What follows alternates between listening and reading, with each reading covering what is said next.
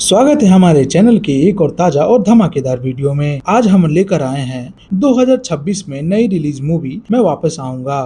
तो चलिए बिना किसी देर किए इस फिल्म की पूरी कहानी को जानते हैं। लेकिन उससे पहले अगर आप चैनल पर नए हैं तो चैनल को सब्सक्राइब करना ना भूलें। फिल्म की शुरुआत ईशर नाम के एक बुजुर्ग व्यक्ति से होती है जो सुबह उठने के बाद खबरें देखने लगते हैं। इसके बाद वह अपने ड्राइवर को कहते हैं कि उसे एक खास पते पर जाना है। यह सुनकर ड्राइवर हैरान हो जाता है क्योंकि वह पता पाकिस्तान का था। वह ईशर को समझाने की कोशिश करता है लेकिन ईशर उसकी बात नहीं सुनता और आगे बढ़ने के लिए कह देता है। कुछ समय बाद वे भारत पाकिस्तान सीमा पर पहुंच जाते हैं। वहां मौजूद सैनिक उन्हें रोक लेते हैं। तब ईशर उन्हें बताता है कि उसे सरगोदा जाना है। इस पर आर्मी के जवान उसे बताते हैं कि सरगोदा अब पाकिस्तान में है और वह इस समय भारत में मौजूद है, इसलिए वो वहां नहीं जा सकता। यह सुनकर ईशर उलझन में पड़ जाता है। वह पूछता है कि आखिर ऐसा क्या हुआ कि दोनों जगहों के बीच इतनी बड़ी दीवार खड़ी हो गई और लोग एक दूसरे के पास नहीं जा सकते। तब आर्मी अधिकारी उसे समझाते हैं कि भारत और पाकिस्तान के विभाजन के बाद यह सीमा बनाई गई थी। यह बात सुनकर ईशर काफी परेशान हो जाता है। उसकी तबीयत खराब हो जाती है और उसे अस्पताल में भर्ती करवा दिया जाता है। ईशर के परिवार के उसके बेटे, बहुएं और पोते हैं। इसी दौरान हमारी मुलाकात नीर से होती है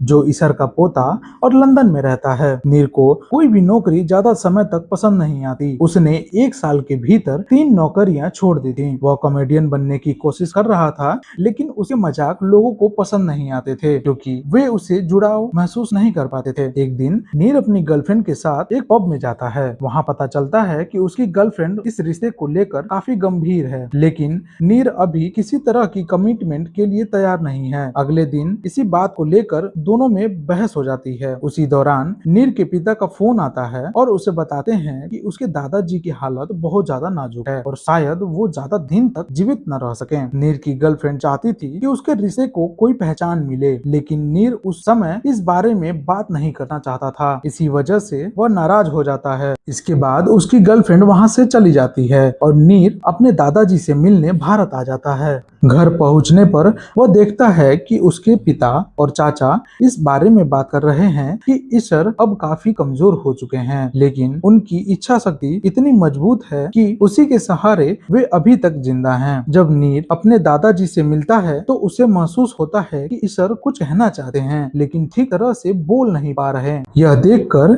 नीर लगातार उनसे बात करने की कोशिश करता है लेकिन वह बात किसी को समझ नहीं आती। इसी दौरान नीर की गर्लफ्रेंड का फोन आता है। वह वीडियो कॉल पर अपने दादाजी की उससे बात करवाता है। उसे देखने के बाद ईशर थोड़ा सा बेहतर तरीके से बात करने लगते हैं। ऐसा लगता है कि वे नीर को कोई जरूरी बात बताना चाहते हो। ईशर नीर से कहते हैं कि उसे शादी नहीं करनी चाहिए। यह सुनकर नीर चौंक जाता है। उसे समझ नहीं आता कि उसके दादाजी ऐसा क्यों कह रहे हैं। धीरे धीरे नीर को उनकी बातों का मतलब समझ आने लगा है। ईशर बताते हैं कि बंटवारे से पहले वे सरगोदा में रहा करते थे। उसी समय उनका परिवार काफी समृद्ध था और ईशर कॉलेज में पढ़ाई करता था। उसे एक लड़की से प्यार हो जाता है। उसका नाम अफसाना था। वह रोज अफसाना को देखा करता था लेकिन उससे बात करने की हिम्मत कभी नहीं जुटा पाया। अफसाना को शायरी का बहुत शौक था। एक दिन वह कॉलेज में शायरी सुनाती है। उसी दौरान कॉलेज में वह घोषणा की जाती है कि जल्द ही भारत और पाकिस्तान का बंटवारा होने वाला है और मुसलमानों को एक अलग देश मिलेगा। यह खबर सुनकर ईशर और अफसाना दोनों परेशान हो जाते हैं। अफसाना मुस्लिम थी जबकि ईशर सिख था। दोनों जानते थे कि बंटवारे का असर उनके परिवार पर भी पड़ेगा। यही वजह थी कि वो दोनों काफी चिंता में थे। एक दिन अफसाना खुद ईशर के दोस्त के पास जाती है और बहाना बनाती है कि उसके कान की बाली कहीं खो गई है और वह उसे ढूंढने जा रही है। ईशर तुरंत समझ जाता है कि अफसाना उससे मिलना चाहती है। इसके बाद वह भी वहाँ पहुँच जाता है। यही पहली बार दोनों खुलकर एक दूसरे से बात करते हैं। ईशर को पता चल जाता है कि अफसाना भी उसे पसंद करती है। यह जानकर वह बहुत ही ज्यादा खुश हो जाता है लेकिन अफसाना अभी भी डरी हुई थी। उसे चिंता थी कि अगर सच में बंटवारा हो गया तो आगे क्या होगा, क्या वे दोनों साथ रह पाएंगे या नहीं। ईशर उसे समझाता है कि ऐसा कुछ नहीं होगा। वह कहता है यहाँ कोई आपस में लड़ता नहीं, इसलिए ऐसा होना संभव नहीं है। लेकिन अफसाना को रावलपिंडी में हुई घटनाओं का डर था, जहाँ दंगों में कई लोग मारे जा चुके थे। कई हिंदू और सिख परिवार वहाँ से भारत की ओर जा चुके थे। उसे डर था कि कहीं ईशर को भी वहाँ से जाना न पड़ जाए। लेकिन ईशर उससे वादा करता है कि वह कभी सरगोदा छोड़कर नहीं जाएगा। ईशर के इस वादे के बाद उसकी और अफसाना की मोहब्बत और आगे बढ़ने लगती है। दोनों छुप छुप कर एक दूसरे से मिला करते थे और साथ बिताया गया हर पल उनके लिए एक दिन अफसाना काफी घबराई हुई हालत में ईशर से मिलने आती है। शहर में दंगों की खबरें लगातार फैल रही थीं और उसे डर था कि कहीं उसके इलाके में भी हालत बिगड़ न जाए। अफसाना ईशर से वादा मांगती है कि चाहे हालत कैसे भी हो जाए, वह उसे छोड़कर कभी नहीं जाएगा। ईशर भी उसे यही भरोसा देता है कि वह हमेशा उसके साथ रहेगा और कहीं नहीं जाएगा। इसके बाद ईशर अफसाना को किस करने की कोशिश करता है, लेकिन अफसाना उसे रोक देती है। जब दोनों वहाँ से लौटने लगते हैं तो ईशर उससे माफी मांगता है और कहता है कि वह दोबारा ऐसा नहीं करेगा। यह सुनकर अफसाना थोड़ी परेशान हो जाती है। वह उससे पूछती है कि अगर कल उनकी शादी हो जाए तो भी क्या वह कुछ नहीं करेगा। यह बात सुनकर ईशर सोच में पड़ जाता है। तब अफसाना उससे कहती है कि वह अपनी कसम वापस ले ले। ईशर मुस्कुराता है और अपनी बात वापस ले लेता है और दोनों के बीच का माहौल फिर से सामान्य हो जाता है। इसके बाद कहानी वर्तमान समय में वापस आ जाती है। नीर अपने एक दोस्त से मिलने जाता है। वहाँ उसका दोस्त उससे कुछ कहने के लिए बोलता है। तब नीर अपने दादाजी की कहानी सुनाना शुरू करता है। वह बताता है कि उसके दादाजी कई साल पहले पाकिस्तान से भारत आए थे, लेकिन आज भी उनका दिल उसी गांव में बसा है जहां उनका बचपन गुजारा था। उन्हें आज भी अपने पुराने पड़ोसियों के नाम याद नहीं है, लेकिन अपना गांव, अपना घर और वहां की गलियां अब भी याद हैं। यह सुनकर वहां मौजूद सारे लोग अपने परिवारों की कहानियां बताने लगते हैं। वे बताते हैं कि उनके दादाजी भी आज तक उन घरों और गांवों की याद करते हैं जो बंटवारे के बाद उनसे छूट गए थे। इन बातों के बाद नीर यह जानने की कोशिश करने लगता है कि आखिर ऐसी कौन सी बात है जो उसके दादाजी को इतने सालों बाद भी परेशान कर रही है। कहानी फिर से साल 1947 के फ्लैशबैक में जाती है। ईशर अफसाना से मिलने जा रहा होता है, लेकिन रास्ते में कुछ लोग उसे रोक देते हैं। उन लोगों का नेतृत्व अफजल कर रहा था। अफजल ईशर से कहता है कि अभी तक तो वे दोनों साथ रह सकते थे, लेकिन आने वाले समय में उनके सामने बड़ी परेशानी आने वाली है, इसलिए बेहतर होगा कि ईशर यहाँ से चला जाए। यह सुनकर ईशर हैरान हो जाता है। उसे समझ नहीं आता कि उसे ऐसा क्यों कहा जा रहा है। उस समय तक यह भी तय नहीं हुआ था कि सीमा कहाँ बनेगी और कौन कौन सा इलाका भारत में रहेगा या पाकिस्तान में जाएगा। ईशर कहता है कि किसी को भी अपना घर छोड़ने के लिए मजबूर नहीं किया जा सकता। वह साफ कह देता है कि वह सरगोदा छोड़कर नहीं जाएगा। यह सुनकर अफजल के साथ ही नाराज हो जाते हैं। वे कहते हैं कि ईशर को सबक सिखाना पड़ेगा। इसके बाद वे उसे वहां से भगा देते हैं। ईशर अपने एक दोस्त के पास वापस घर चला जाता है। घर पहुंचकर वह देखता है कि उसके परिवार के सभी लोग परेशान हैं। किसी को समझ नहीं आ रहा था कि उन्हें क्या करना चाहिए। वे सोच रहे थे कि जिन लोगों के साथ वे इतने सालों तक रह रहे थे और जिनसे उनका भाईचारे का रिश्ता था, उनके बीच दंगे कैसे हो सकते हैं। इसी वजह से परिवार इस बात को लेकर असमंजस में था कि उन्हें वहीं रहना चाहिए या कहीं और चले जाना चाहिए। इसी दौरान ईशर अपनी बहन को बताता है कि अफसाना भी उससे प्यार करती है।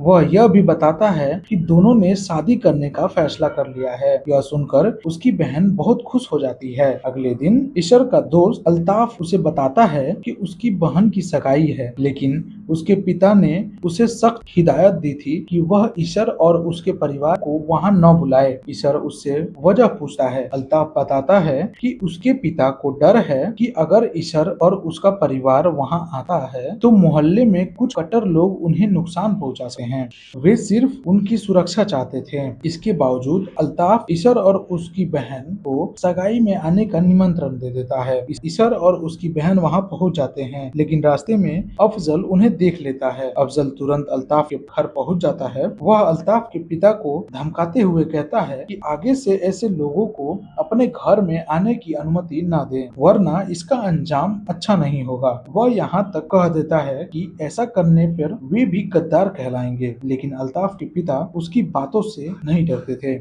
वे उसे खरी खोटी सुनाते हैं और अपने घर में से जाने के लिए कहते हैं। उसके बाद वे सभी मेहमानों से कहते हैं कि वे सावधानी से अपने अपने घर लौट जाएं। यह सब देखकर अफसाना और ईशर दोनों की चिंता पहले से ज्यादा बढ़ जाती है। उन्हें साफ दिखाई देने लगता है कि हालात लगातार बिगड़ते जा रहे हैं। फिर भी ईशर अफसाना को भरोसा दिलाता है कि उसे चिंता करने की जरूरत नहीं है। चाहे कुछ भी हो जाए, वह न तो उनका साथ छोड़ेगा और न ही सरगोदा छोड़ेगा। इसके बाद कहानी फिर वर्तमान समय में लौट आती है। अस्पताल में ईशर अचानक से जोर जोर से चिल्लाने लगता है। दरअसल एक नर्स ने उसके हाथ पर बना टैटू देख लिया था। इसी वजह से वे बेचैन हो गए थे।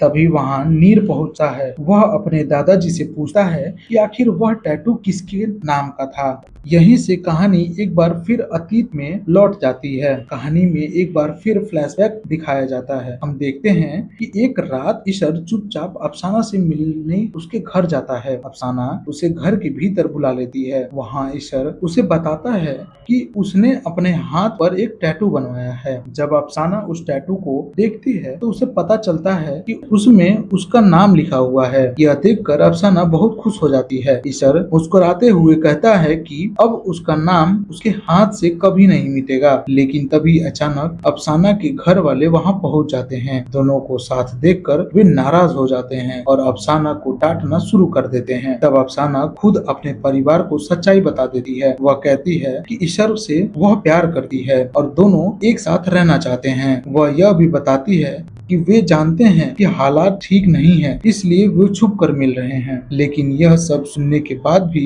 उसके घर वाले काफी नाराज हो जाते हैं। हालात बिगड़ते देख ईशर और अफसाना वहां से निकल जाते हैं। दोनों एक सुनसान जगह पर जाते हैं। वहां ईशर अफसाना से कहता है कि अब वह हमेशा उसकी जिंदगी का हिस्सा रहेगी। वह उसे कहता है कि उसे किसी भी बात की चिंता करनी नहीं चाहिए, क्योंकि वह हमेशा उसके साथ रहेगा। यह सुनकर अफसाना काफी खुश हो जाती है। कुछ समय बाद वह ईशर से कहती है कि उसे वापस जाना चाहिए। ईशर उससे विदा लेकर वहां से चला जाता है। इसके बाद कहानी फिर वर्तमान समय में लौट आती है। अब नीर उन लोगों को संपर्क करने की कोशिश कर रहा था जो बंटवारे से पहले भारत में रह रहे थे, लेकिन बाद में पाकिस्तान चले गए थे। वह उनसे पुरानी तस्वीरें और यादों से जुड़ी तस्वीरें मंगवाता है ताकि उन्हें अपने दादाजी को दिखा सके। जब नीर अपने दादाजी को वो तस्वीर दिखा रहा होता है, ईशर की नजर एक लड़की की तस्वीर पर पड़ती है। उस तस्वीर को देखते ही उनकी तबीयत अचानक खराब हो जाती है। वह देखकर नीर को लगता है कि शायद यह वही लड़की है जिसे उसके दादाजी इतना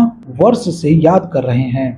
लेकिन जल्द ही उसे पता चलता है कि वह लड़की अफसाना नहीं थी, असल में वह ईशर की बहन थी। यह जानकर नीर हैरान रह जाता है। उसे समझ नहीं आता कि आखिर उसके दादाजी की बहन कहाँ गई और उसके बारे में किसी को कुछ क्यों नहीं पता। इसके बाद नीर अपने दादाजी के छोटे भाई को बुलाता है। वह उनसे इस बारे में सवाल पूछने लगता है। उसी समय नीर के पिता भी वहाँ पहुँच जाते हैं। उन्हें देखकर ईशर फिर से बेचैन हो जाते हैं। वे गुस्से में कहते हैं कि उन्हें अपने बेटे से भी कहा था कि वे शादी ना करें। उनका मानना था कि उनके परिवार पर एक श्राप है। ईशर कहते हैं कि उनके परिवार की किसी भी महिला की जिंदगी सुरक्षित नहीं रही, क्योंकि वे अपनी महिलाओं को बचा नहीं सके। इसी वजह से उन्हें लगता था कि उन्हें उनके परिवार पर यह अभिशाप लगा हुआ है। यह सब सुनकर नीर और भी ज्यादा उलझ जाता है। तब उसके पिता बताते हैं कि परिवार में जो भी महिलाएं आईं,